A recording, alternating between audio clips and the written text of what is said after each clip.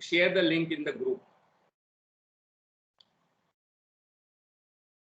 Okay, and there is, you are right, the distinction between agreeable and beautiful, and also free beauty versus accessory beauty, right? So free beauty is something which does not rely on purpose. It only relies on purposiveness.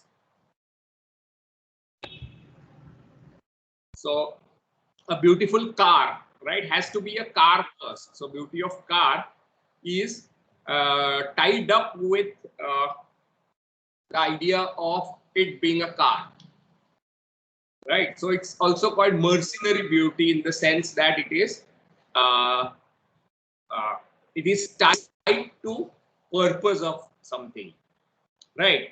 Jaldi, free lawfulness is what? Can you? Yeah, Anna. So what is free play of imagination? Yes, so we also talk about the idea of imagination. So imagination is something that detects the patterns, the rhythms, for instance, of a song from sensory organs, like listening to it. And a response to that is emotional and not conceptual. Right. There is purposiveness, but not purpose. Right. Correct. And this is also about autonomy of art, right? Because art doesn't have anything to do with ultimate purpose of something, but purposiveness, right? So it is autonomous. So aesthetic judgments rely on something which Jaldi has called free lawfulness of imagination. That is, imagination gives form to something, but it's not bound by conceptuality or of understanding, right? And if you are to go back to this map, good old map of transcendental idealism, then just take a look at that again, right? Can you see this? So imagination is not bound by the concepts, right? And it evokes emotional. So imagination being unbound, it is not bound to understanding, but it is bound to transcendental, what should I say, faculty of knowing. So it is free, at the same time it is lawful. Free because it is not bound by concepts like understanding is, but it is bound by the cognitive process itself of knowing. So, at transcendental level, you can see that the faculty of knowing is responsible for aesthetic response. Now, this faculty of knowing is universal, right? And so aesthetic response also is universal, but it does not rely on categories which are universal, right? And that's why he calls it universal and subjective, because it responds to human emotions. And that's what he's saying here. And this is what we mean by free play of imagination. So is that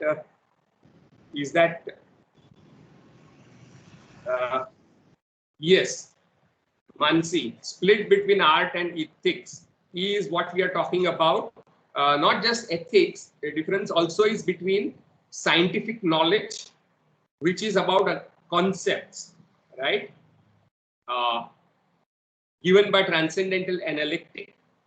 So, aesthetic judgment relies on free play of imagination rather than concept. And that is where scientific knowledge and aesthetic knowledge bifurcate. At the same time, as Mansi is saying, there is a bifurcation between ethics and artistic, aesthetic. That ethics is about searching for categorical imperative. It is also reflexive judgment. Scientific judgment is determinative. That's also something that we talked about, if you remember. While ethical and aesthetic judgments are reflexive. right? So these are the three kinds of not knowing. One is aesthetic knowing, other is ethical knowing, and third is scientific knowing. And that trifurcation is based on the belief or assumption that all these three domains of knowledge have internal rationality. There is a rationality on which ethics are to be postulated or made. There is a rationality to which ethics and aesthetics are also to be postulated, and there is also a rationality of scientific knowing. So they have this internal rationalities. None of these rely on authoritarian structures of religion or tradition or even authorities, right? Teachers, peers, whatever.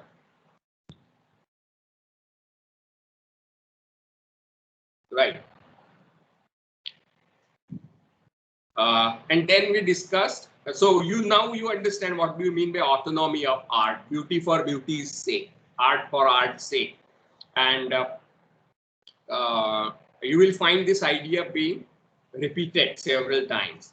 And you will also find the idea that the aesthetic knowledge can be postulated only if you are disinterested, is also something that you will find being reiterated right up to new criticism.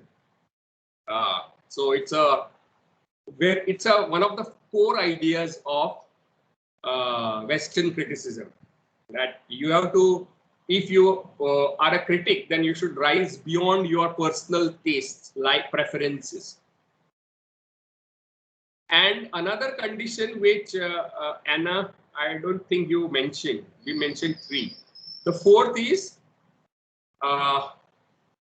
common sense, right? By which we don't mean common sense as we understand it. इसमें common sense नहीं है. No, common sense is a kind of universal domain of sensory knowing, right? Which is the basis of taste, which is common to all human faculty, right? Not just senses, but also transcendental aesthetic, which gives shape to those sensory data, right? The inner consciousness of time and outer consciousness of space is given by transcendental aesthetic, right? If you look at this map, look at this is transcendental aesthetics, right? Gives categories to this.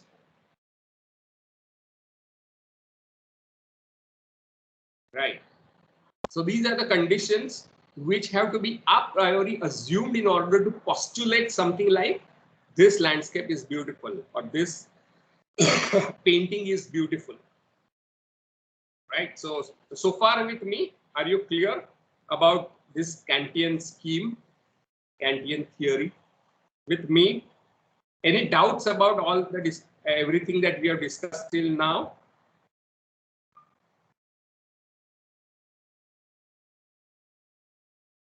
Sir, I had one doubt.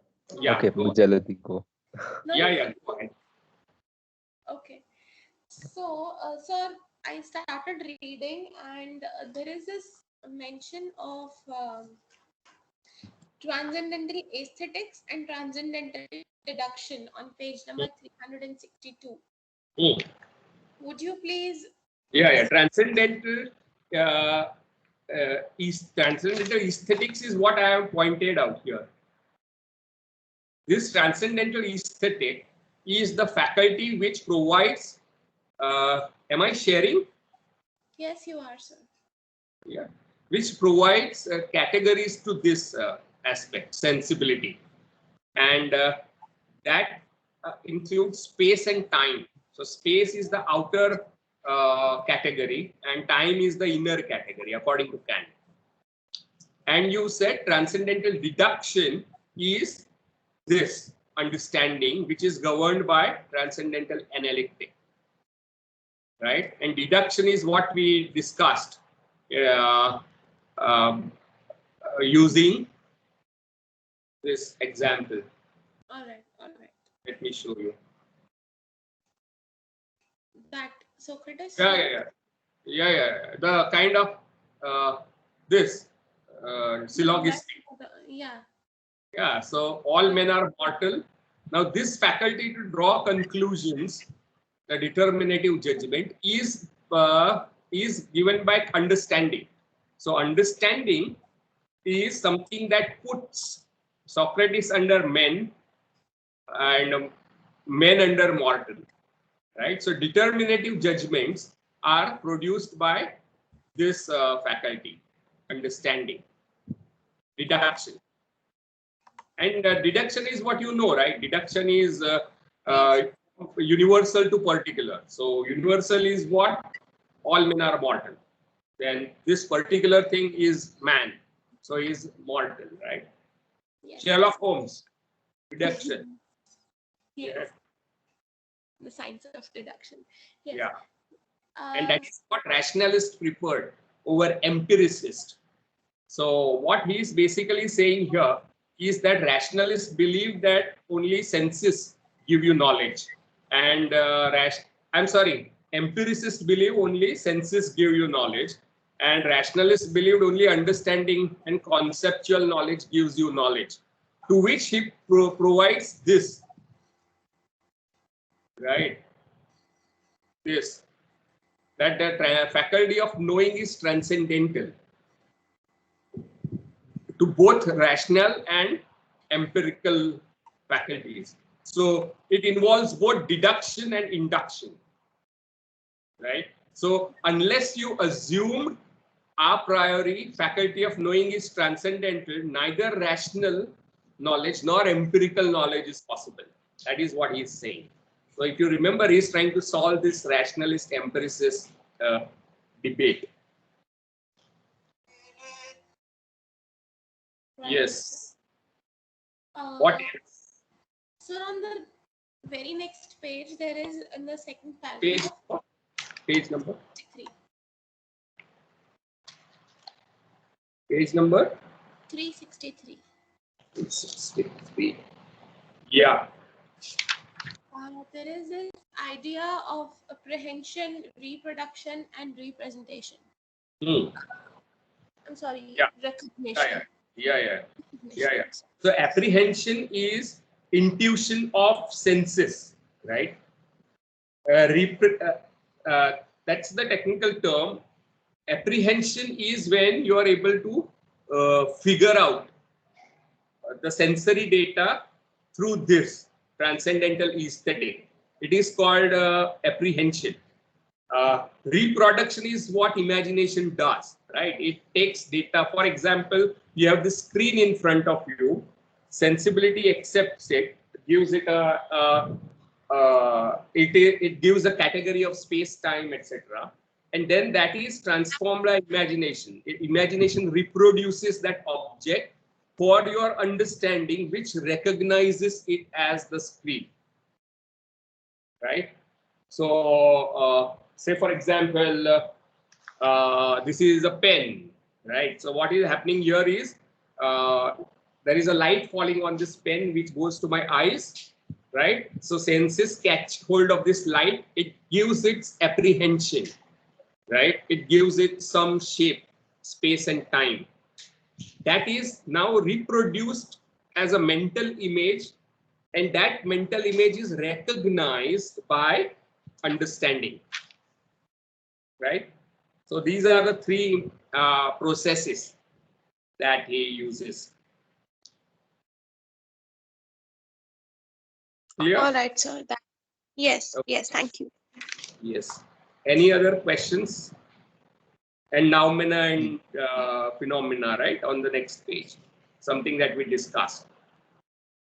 Noumena is something that you have to posit that this thing exists, right? Existence precedes essence, as became a kind of slogan for existentialist movement. But again, it all talks about Aristotelian kind of thing. That this exists, pen, has to be assumed for me to know that this is a pen. I hope you get what I'm saying. So that this exists has to be posited, postulated, and this postulated existence of pen in itself is not knowable according to Kant.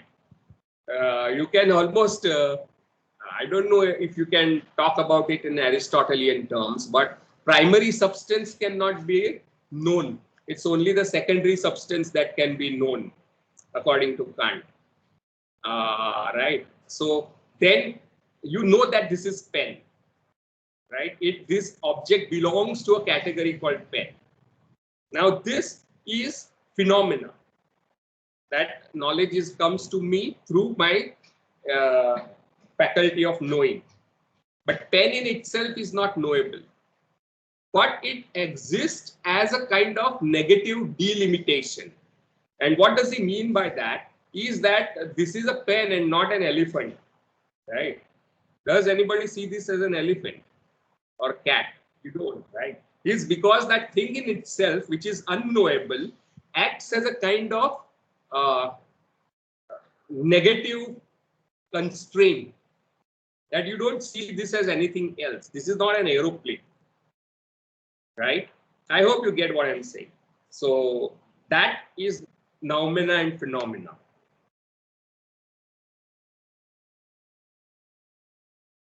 What happened? Oh my God. Okay. Yeah, anybody has questions about this? Yes, someone else had a question. Can you go ahead? Yes. Yeah. Yes, sir. I had one question. Yeah. So just Anna pointed out about this concept of beauty, and she said that purposiveness exists, but universal concept of beauty doesn't. And in order to make an aesthetic judgment, Kant points out these four uh, four conditions that we need to fulfill. What I want, yes. Yeah. So my doubt was regarding the idea of disagreement that you talked about in one of the lectures. You know, in case if one has a disagreement to the example of the sunset being beautiful. So where is the individual contributing in these four conditions? Like what I see is the ability to sense, that the idea of the common sense, the condition regarding the common sense, where it is where the subjective addition happens, because the other three conditions seem to be like common to every observer, but the notion of sensory perception distinguishes your response to any landscape. So okay, yeah. Suppose you like a landscape and the other person doesn't like it, right? Then does it fulfill all the four conditions? So isn't it fulfilling, because see, there is no, so the personal bias thing, are you pointing that out? Yes. Okay. Good. So the chances are that you prefer landscape while other persons prefer still life. Right? Your interests and preferences may be a barrier for personal disagreements. Right? Rather than your sensory organs. Okay, but what Kant is more seriously he's saying that disagreements may happen, but in order to even postulate that this is beautiful landscape, right? You have to fulfill these conditions. Now, after you postulate, people may disagree. You get what I'm saying? So disagreement may happen later, but in order to make a judgment, aesthetic judgment, that this is beautiful landscape, you have to fulfill four conditions. Yes. But very interesting question. Good. So if I'm disagreeing, isn't that an aesthetic judgment? Like it may be coming from your personal interests. Okay. So when I'm complying, that happens to be a aesthetic judgment. Like if I'm making an assertion about beauty. Now that is a tricky area which he did not extensively discuss, is because he did not want to, probably he died before he could explain his ideas. So if you go back to when it was written, when Critique of Judgment was written in 1790s, right? Then probably he did not touch upon this area a lot because he did not set out as a aesthetician per se. Okay. His primary concerns were regarding language and critique of reason. Yes. Right. So, yeah. Or ethical reasons. Okay. So that we should leave that aside, like. No, but you can see that maybe given his own framework, that maybe disagreements come from judgment being not disinterested enough. Okay. Or yeah. Judgments. That's possible, no? I don't like idli and somebody likes samosa. Now that is personal preferences, and they are based on what samosa does and idli does. Telos, right? Ultimate purpose. So it's not purposiveness only. It's the purpose also is important for you, right? Yes. So it is agreeable rather than beautiful. Okay. And another aesthetician named Edmund Burke, right, talked about standards of judgment and standards of taste, which are very similar to Kant, in the sense that he says that standards of taste are given by natural tastes. So suppose you don't like bitter taste, but so that it is natural that you dislike bitterness. But you may be addicted to tobacco or alcohol. So you may like bitter alcohol and tobacco because your natural taste is corrupted. You may not like Karela. You may like alcohol, right? So he says that standards of taste are to be derived from natural senses, which are common to all people. Okay. Yeah, and then Burke went out to talk about something called sublime. Jaldi, you have a question? You raised your hand. Yeah, Yes. Go ahead. Yeah, please go ahead. So, sir, then based on the previous discussions, art does not have any telos, right? The ultimate purpose of art does not exist. All right. And one more question I have was that we discussed the context of Kant's theory, right? Of Kant's critiques. We took the French Revolution happened and the idea of liberty, fraternity, etc., freedom. And then we discussed the basis as Newtonian laws, Newtonian physics. So, but then from all of this, how did we come to the theory of aestheticism? And it does not, well, as compared to survival and freedom, these are, higher sort of goals for human mind. Then how did Kant reach to aestheticism from freedom and all of this? And you could see how, right? He begins out by critiquing pure reason, right? And then practical reason. And then trying to point out scopes and limitations of judgment. And then he makes a distinction between determinative judgment, that is what you find in scientific knowledge, or any kind of understanding that this is a pen. It's a determinative judgment because this particular is subsumed under the universal category called pen. But aesthetic judgment and ethical judgment are two cases where there is no universal categories. There is no secondary substance, to use Aristotle's idea. But there is a great difference in Aristotle and Kant, in the sense that Kant is idealistic and Aristotle seems to be materialistic, right? So the universal categories are not there. You have to in order to postulate such categories, based on reasoning, how do you go about it? Is the question that he asks.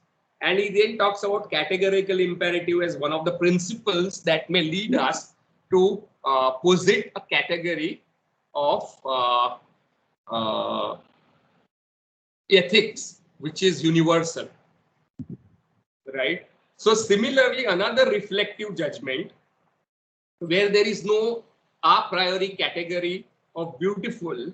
In order to postulate such a category, you have to fulfill other 4 a priori conditions, right?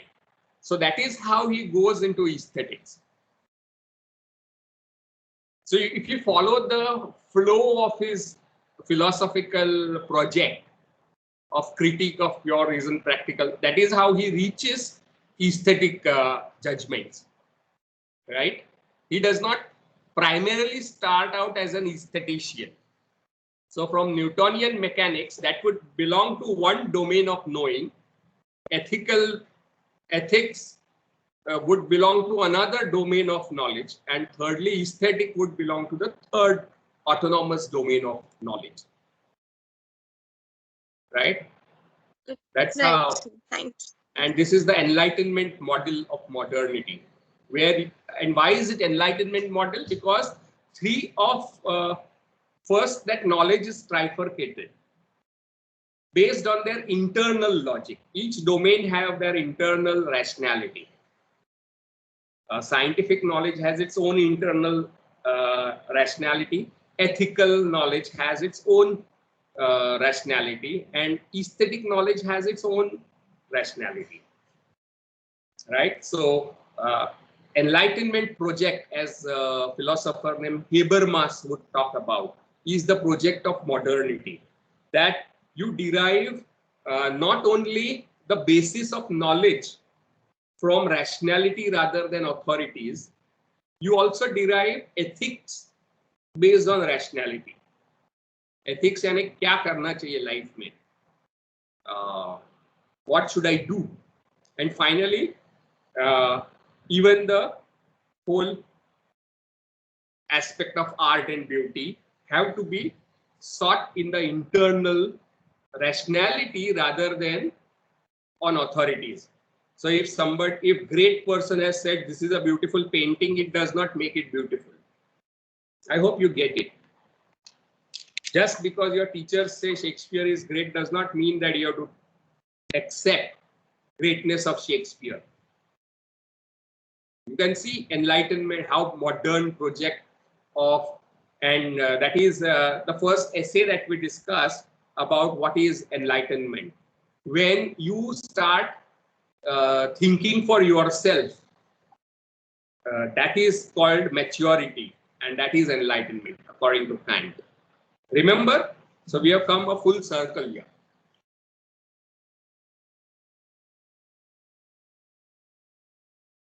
Okay, so one last idea, and a highly influential idea,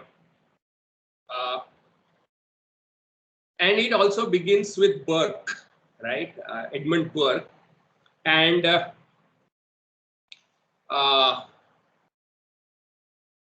Edmund Burke has said that certain feelings which gives us pleasure and joy are beautiful. So, according to a person like Edmund Burke, who was largely following the British empiricist tradition of Locke and Hume, Edmund Burke is a British philosopher who believed that beauty has something to do with feelings of pleasure, emotions of pleasure and joy, while there is also some kind of pleasure that you get from painful things or horrible things and scary, terrifying things. So those objects which produce negative emotions, right, are also pleasurable. But that pleasure is a very different kind of pleasure, according to Burke, and he uses the word sublime to talk about those things, right? And for Burke, you distance yourself from those emotions and feelings, and you get a sense of sublime. Now, Sublime is the idea that we had discussed. Not catharsis. Titiksha, good question, but he is not really talking about purgation of emotions. He is talking about the negativity of emotions itself as a kind of criteria for judging art. Right. And once you distance yourself from these feelings of pain and suffering and terror, those objects are called sublime objects. Right. So sublime is a property of the objects and the kind of emotions that they produce. Right. And you can see that we have come a long way from somebody called Longinus. Remember? सुना है Longinus का नाम कहीं पे?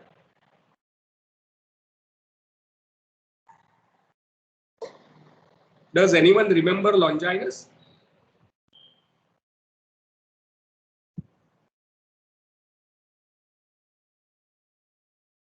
Yes. Yes. So Longinus says that art should be capable of producing the feel. It's not merely to delight and instruct. It transports you, right? So those artistic passages in great poets like Homer transport people out of their body. It's almost you are lost. Transportation is the word. Elevation, say, and elevated, and you're transported.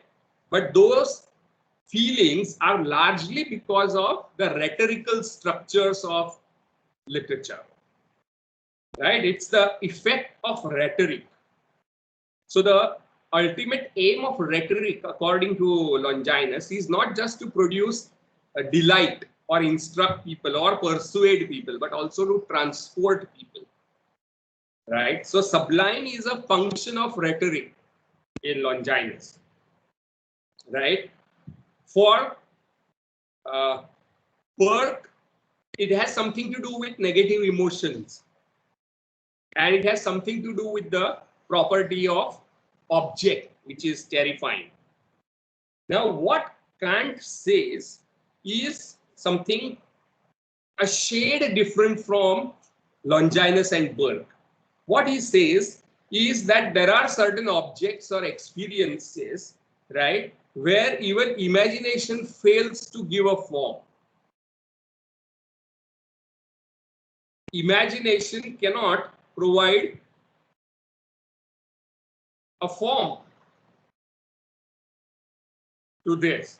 There is a so understanding तो दूर की बात रह गई. In order to understand, you should be able to recognize what imagination has reproduced, right? That is the question Jaldi had asked. Now, what happens that failure happens where the cognitive process itself is derailed completely. It is there, but it is all shaken up. Imagination fails to produce any single form, right? And what are those things? Those things are which flood your senses with overwhelming power, overwhelming data, which disorient your imagination as well. Understanding is about दूर ही रह गई, right? And you are not, for example, you are standing on the top of Everest and you look down, right? Or you are standing on a creek of a mountain and you are looking down into the valley, right? It produces a particular kind of thrill where your faculty of knowledge itself is all shaken up. It is all, it's almost inundated by data that there is, you can't even form an image of it in your mind, right? And this produces a kind of feeling of smallness in you. That, according to him, is sublime. And you can see that it does seem to have certain kind of moral aspect to it, in the sense that it reminds you of your smallness of as a human person. So when you are looking at the galaxies in the sky and you imagine that Earth is such a tiny object, right? That emotion of looking at the sky where each star may be billions and times bigger than Earth, that emotion is sublime, right? It is the chaos, wildest disorder, page number 376. And it becomes contra-purposive, right? Beauty is purposiveness without purpose. Sublime is contra-purposive. That you are in a spacecraft and you are looking at Earth as a small object, right? So you thought your home is very big, but then you can see that Earth itself is small object. All that feeling of smallness, which makes you humble, is what he calls sublime. So sublime is the capacity of this kind of emotional experiences of human smallness, right? There is no harmony, that is purposiveness, there is contra-purposiveness.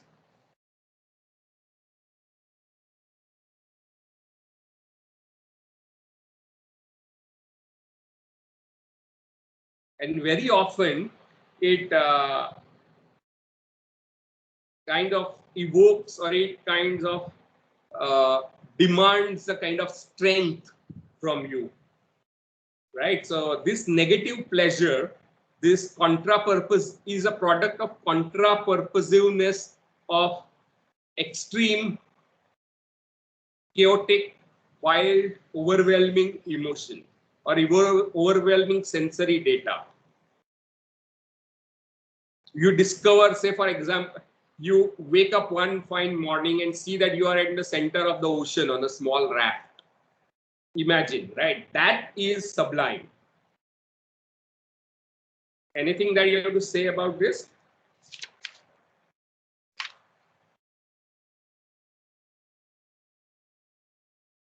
Sir, am I audible? Yeah. So, sir, you are saying that sublime is the capacity to experience, to have this kind of experience. To Okay. contra-purposive experiences, not just purposiveness. Okay. All right.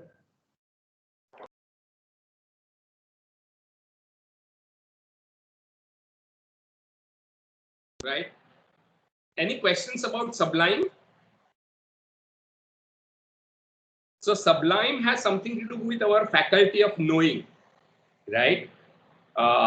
Not primarily with our emotions, as Burke would point out. Remember, this is a transcendental theory of sublime. And Burke's is more of empiricist theory of sublime. And Longinus is giving you something like rhetorical theory of sublime. Right? So is this distinction between Longinus, Burke and Kant clear?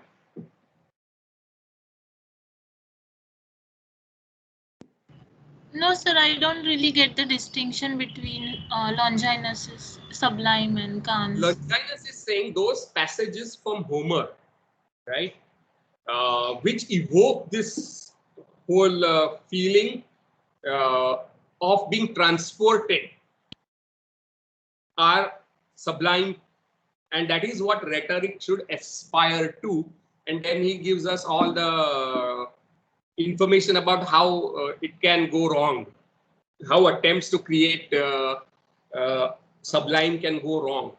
What are the obstacles, right? Turgidity and kya kya tha wo, rhetoric, improper use of rhetoric, and so on and so forth, right? And when everything came together, you had this emotion of sublime.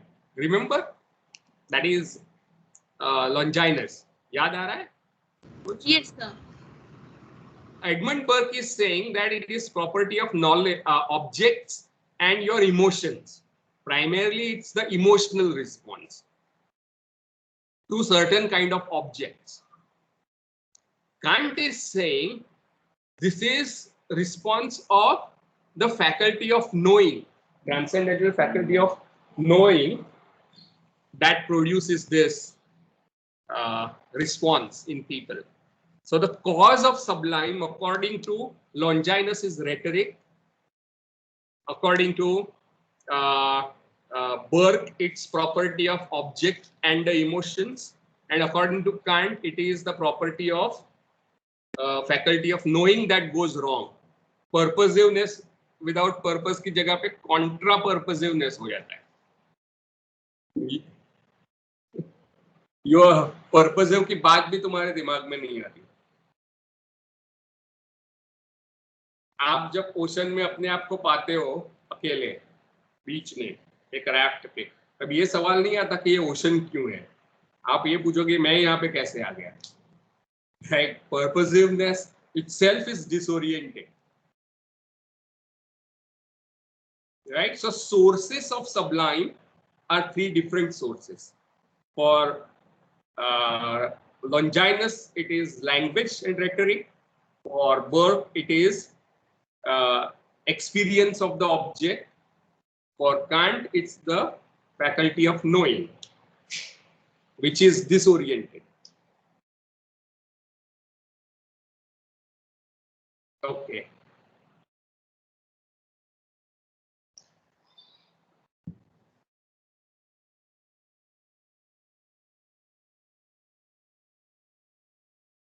So interestingly, what have we come to is that we have made not only art autonomous, we have also pointed out the limits of knowing, and we have also come to centrality of imagination in art. Process of experiencing art is cognitively different from the process of knowing something. What?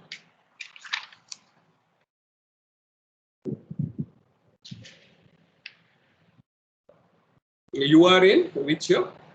Can you come after 5 minutes? No problem. Yeah. And if you have got your mark sheets, you can bring that. Okay, fine. Yeah. So imagination has a central role in also knowing things, right? That is what apprehension is converted into reproduction. So basic function of imagination is to reproduce, but in experiencing art, it is free lawfulness, right? So it becomes central to experience of art. So art is autonomous and imagination is central to knowing about art. That is what we have come to, right? And close to it is his also idea of genius, right? On page 379, he says that there is a faculty which a person has, right, to produce art, right? We have talked about experiencing art all the time, but also faculty of producing art, and genius has this ability, a kind of capacity to produce aesthetic ideas, right? Page 379. And genius learns not from imitation, but directly through nature, right? So genius has this ability to kind of draw directly from nature, and this is what brings Kant closer even to Alexander Pope. Yeah, Pope talks about how wit can take you beyond graces of knowledge, but here it becomes a kind of theoretical concept. Yeah, right? That there is no determinate concept or category which is produced by imagination, but aesthetic idea, right? It is not idea like this is a pen. The pen की idea हमारे दिमाग में होती है, right? So you recognize this as pen. But artist, especially genius, has ability to produce aesthetic ideas, right? And that is, according to him, a kind of counterpart to rational idea. Page 379. which again means that imagination has ability to create sensuous forms, right? Almost an alternative world through imagination. And that is the power of genius. Now, all these ideas are at the heart of romantic theory, right? Idea of genius, imagination, what have you. That imagination produces world rather than imitate it.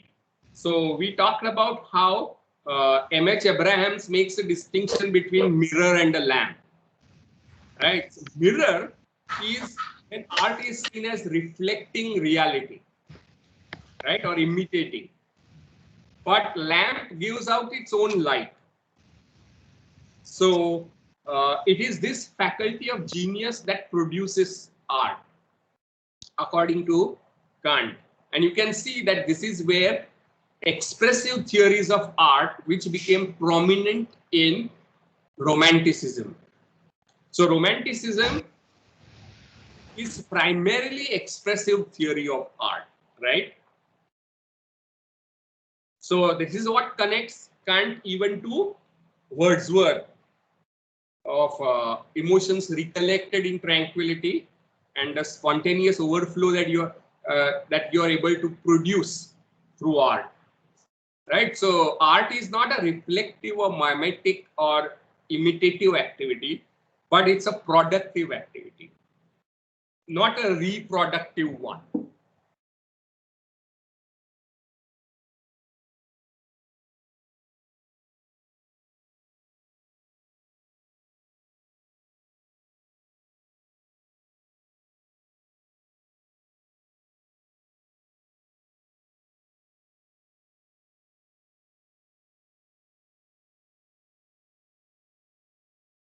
On page 379, you will also see that what the capacity of genius is to use imagination as a cognitive faculty of understanding rather than understanding itself. So let's look at this, right?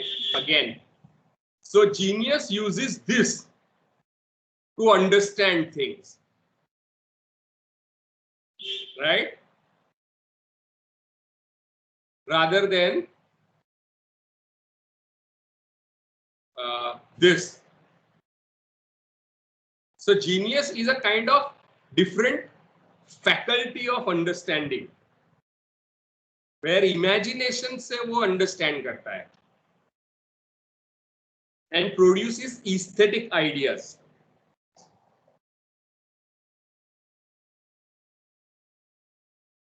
Anything that you have to say?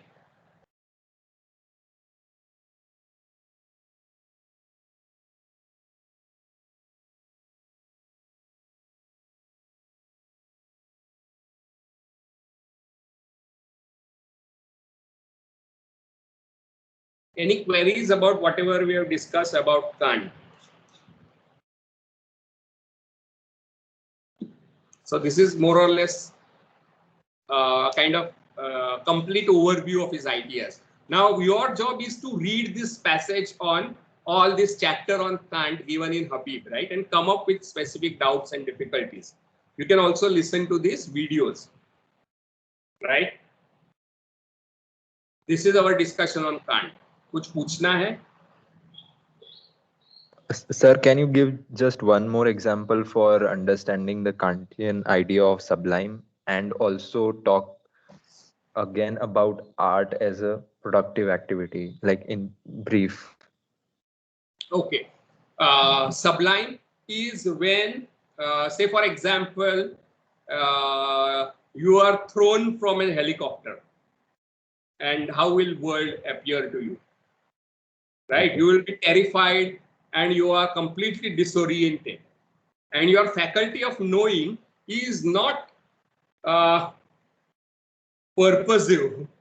दुनिया क्यों है, oxygen क्यों रहता है, ऐसे सवाल तो दिमाग में नहीं आएंगे ना आपके. It is completely disoriented. It is contra-purposive. Okay. Right? So you feel that you are so small in front of a huge, overwhelming flood of data, sensory data, where your imagination cannot produce shapes out of it.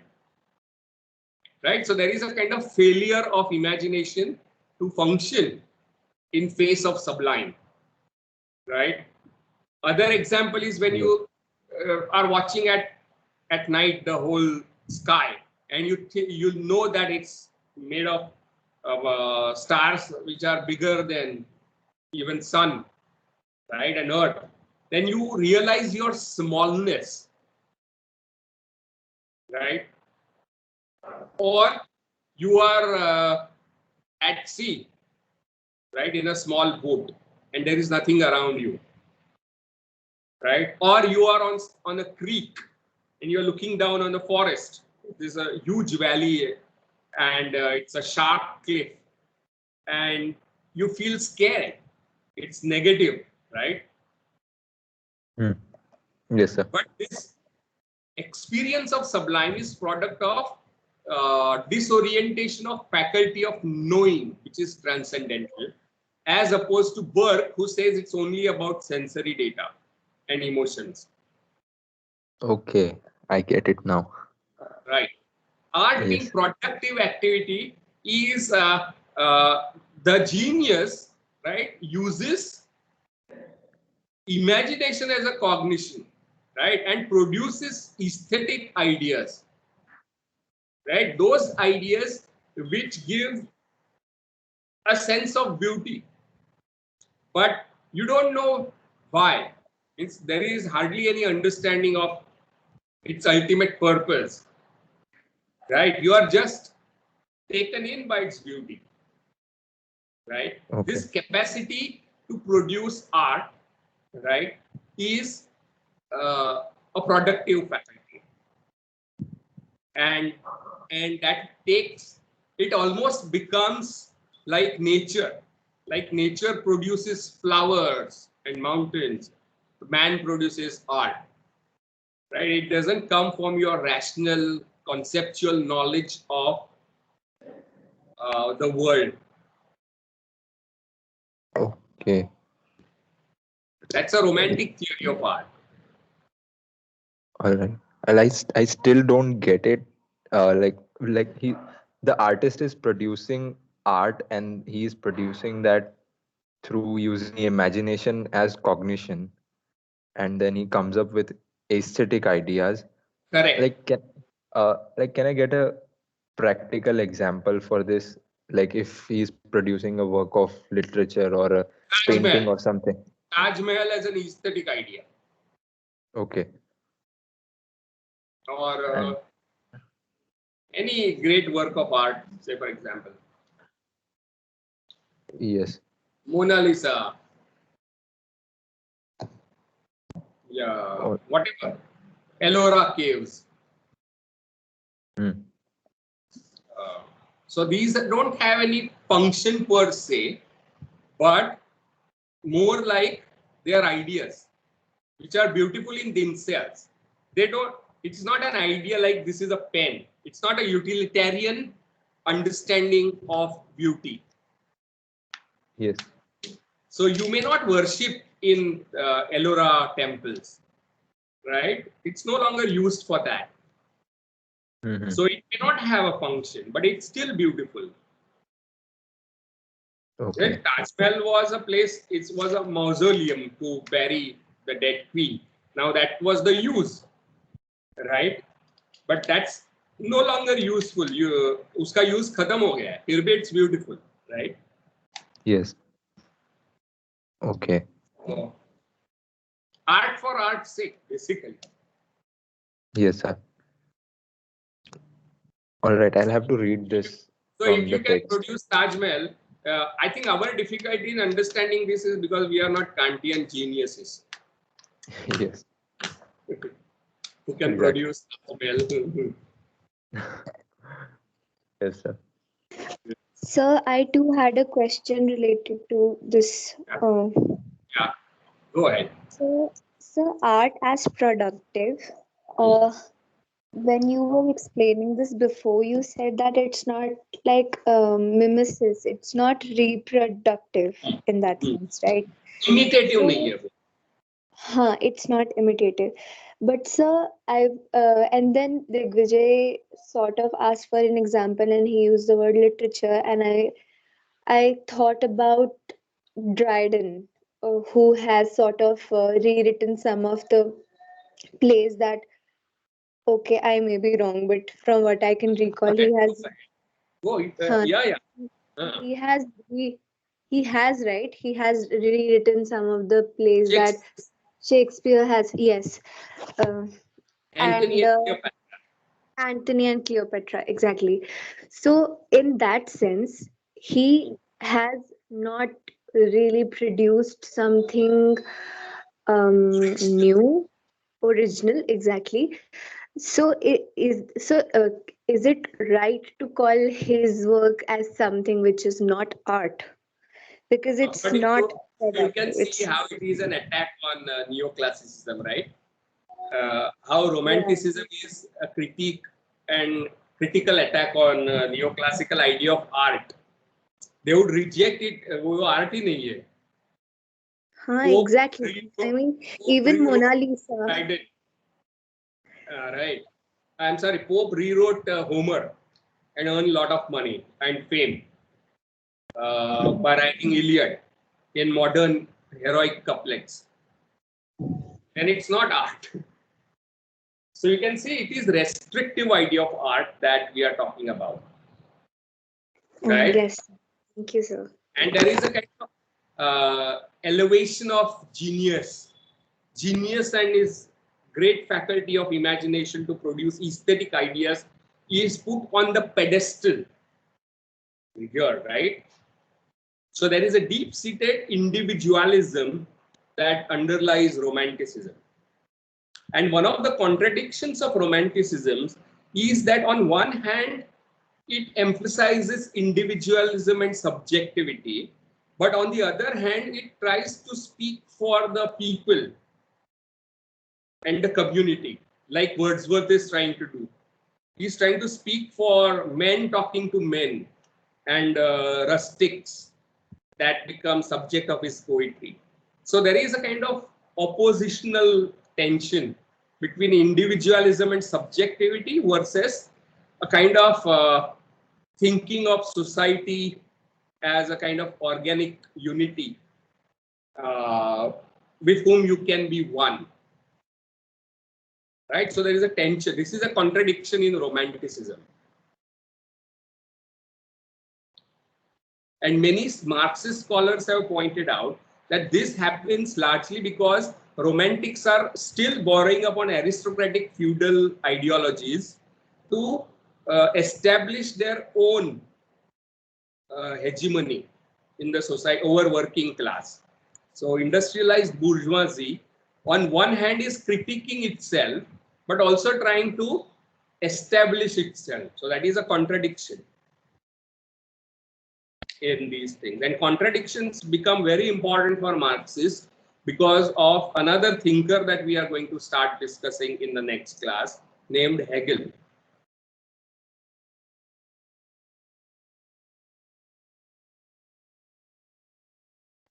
Right. Any other thing?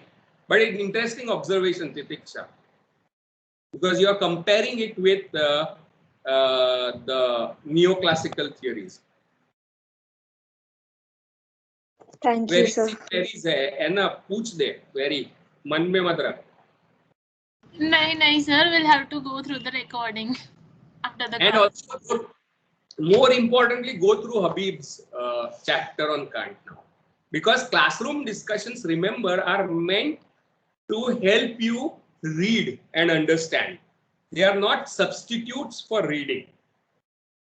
इसलिए सत्संग प्रवचन can't pay ऊपर हो गया और सब हो गया, समझ में आ गया, ऐसे नहीं होगा. जब तक आप पढ़ोगे नहीं तब तक आप लिख भी नहीं सकोगे. प्रवचन is meant, satsang pravachan is meant to help you read, right? Figure out your way around the Habib's text. So both use these recordings and the essay, something that your batch has. This is your batch is privileged in that sense कि आप पढ़ भी सकोगे और lectures दोबारा सुन भी सकोगे, right? पहले के बैच में ये फैसिलिटी नहीं थी क्योंकि लाइव लेक्चर्स होते थे, रिकॉर्डिंग्स अवेलेबल नहीं होती थी.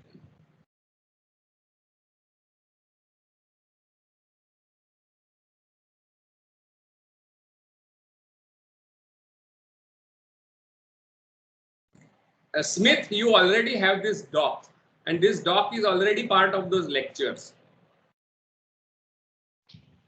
Because this document has other things as well, I am not sending you. It may leave you confused. मगर आपके पास है वो already videos में. Okay, so let's stop for today. Next week you can bring up the questions and queries from Kant, right? And after that we'll start discussing Hegel. Yeah, Anna, please do. अभी है कोई question?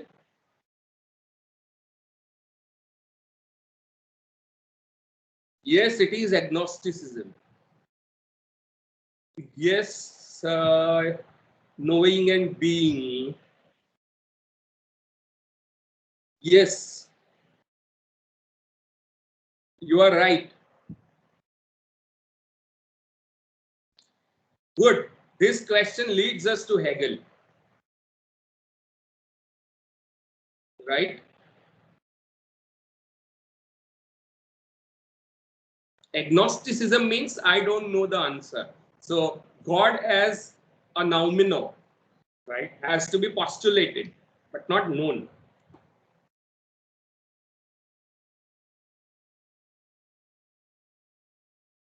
Okay. Any other doubt, or shall we call it a day?